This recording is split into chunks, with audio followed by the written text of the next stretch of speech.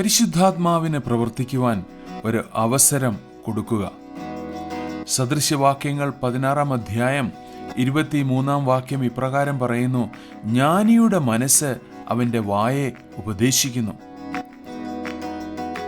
നിങ്ങളുടെ തുടർച്ചയായ വിജയത്തിനായി ദൈവം അതിമഹത്തായ വഴികൾ തുറന്നിട്ടുണ്ട്. ക്രിസ്തുയേശുവിൽ പിതാവായ ദൈവം നിങ്ങളുടെ വിജയത്തിനായി സകലതും ഒരുക്കി തന്നു എന്നുള്ളത് ഒരു വാസ്തവമാണ്. അവന്റെ വചനം നൽകി, യേശുവിന്റെ രക്തവും പരിശുദ്ധാത്മാവിന്റെ ശക്തിയും തന്നു. പക്ഷെ ഈ കാര്യങ്ങൾ നമ്മുടെ ജീവിതത്തിൽ പ്രവർത്തിക്കുവാൻ നാം നമ്മുടെ ഭാഗം ചെയ്യണം.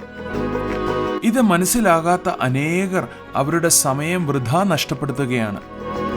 പലപ്പോഴും അവരുടെ ജീവിതത്തിൽ ദുഷ്കരമായ കാര്യങ്ങൾ സംഭവിക്കുമ്പോൾ അവർ വെറുതെ ഇരുന്ന് ദൈവം പ്രവർത്തിക്കുവാനായി നോക്കിയിരിക്കുന്നതായി കാണാം. അതുകൊണ്ട് എനിക്ക് നിങ്ങളോട് പറയാനുള്ളത്, വെറുതെ ഇരിക്കാതെ എന്തെങ്കിലും ചെയ്യണം എന്നാണ്. വിശ്വാസത്തിന്റെ ഏറ്റവും മികച്ച ചെറുത്തുനിൽപ്പ് നിങ്ങൾ നടത്തുക. ദൈവവചനം നിങ്ങളുടെ ഹൃദയത്തിൽ നിറയ്ക്കുകയും തീവ്രമായി നിങ്ങളുടെ വായ് കൊണ്ട് അത് സംസാരിക്കുകയും വേണം. വെല്ലുവിളിക്കുന്ന സാഹചര്യങ്ങൾ മുന്നിൽ നിൽക്കുമ്പോൾ വിശ്വാസത്തിന്റെ വാക്കുകൾ പറയുവാൻ വളരെ വൈഷമ്യമാണെന്ന് എനിക്കറിയാം. എന്നിരുന്നാലും വീണ്ടും ജനിച്ച നിങ്ങളിൽ എല്ലാത്തിനെയും മറികടക്കുവാനുള്ള ദൈവശക്തി ദൈവം നിങ്ങളിൽ നിറച്ചിട്ടുണ്ട്. വാസ്തവം എന്താണെന്ന് വെച്ചാൽ, ദൈവവചനത്തിന്റെ അധികാരമെടുത്ത് അമാനുഷിക തലങ്ങളിൽ നടക്കണമെങ്കിൽ ആത്മീയ ചാരുകസേരയിൽ ഇരുന്നു കൊണ്ട് അത് സാധ്യമല്ല. എന്നും ബലത്തോടെ മുന്നേറണം.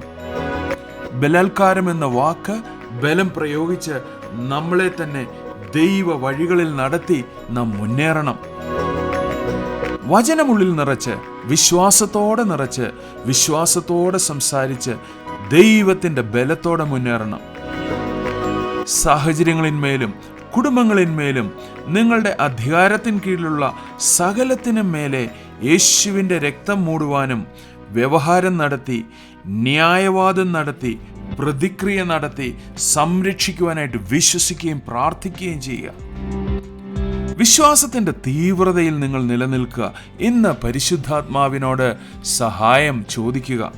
നമുക്ക് വിശ്വാസത്തിന്റെ ഒരു ചുവട് വെക്കാമോ? പരിശുദ്ധാത്മാവിനോട് എന്ത് സഹായമാണ് നിങ്ങൾ അഭ്യർത്ഥിക്കുന്നത്? പരിശുദ്ധാത്മാവിനോട് സഹായം ഇന്ന് തന്നെ ചോദിക്കുക. നിങ്ങളുടെ ജീവിതം ഇന്നു മുതൽ പൂർണ്ണമായി മാറും. അത് വളരെ ഉറപ്പുള്ള ഒരു കാര്യമാണ്.